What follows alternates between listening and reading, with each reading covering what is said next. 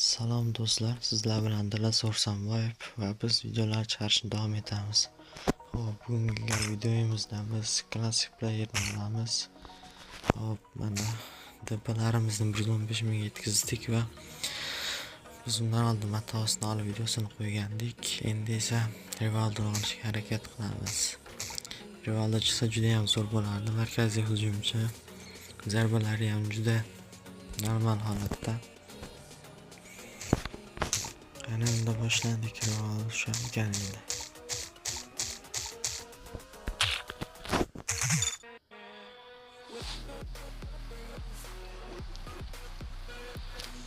Azizlar, menimcha Rivaldoga o'xshayapti. Itlari, zarbalari va akrobatik zarbalar.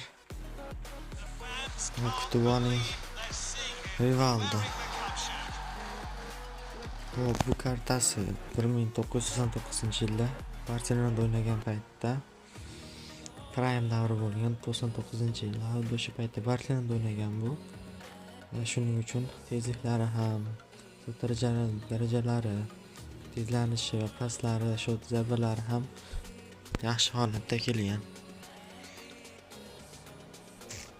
Xo'p, sizlar bilan tez yig'ish oson usuli bor. Mana bizda yana ikkitagina klassik player qoldi. Xo'p, vaqtimiz ham 36 kun 18 soat qoldi. Xo'p, buni olish uchun ko'proq mana bu yerda 150% matches bor, 8 o'yinga beradi. Har bitta o'yinda yutsangiz 8 o'yinda 400 dan beradi har bittasida 400 dan. Bu 75%ligida esa 250-300 shunaqa atrofida beradi. Mana bu 25%ligida esa 150 atrofida beradi.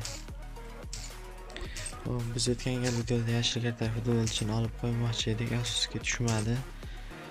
Bu yerda 7 ta o'yindan keyin, 7 ta agentdan keyin yashil karta chiqadi deb yozgan, lekin olmoslarimiz yetarli emas.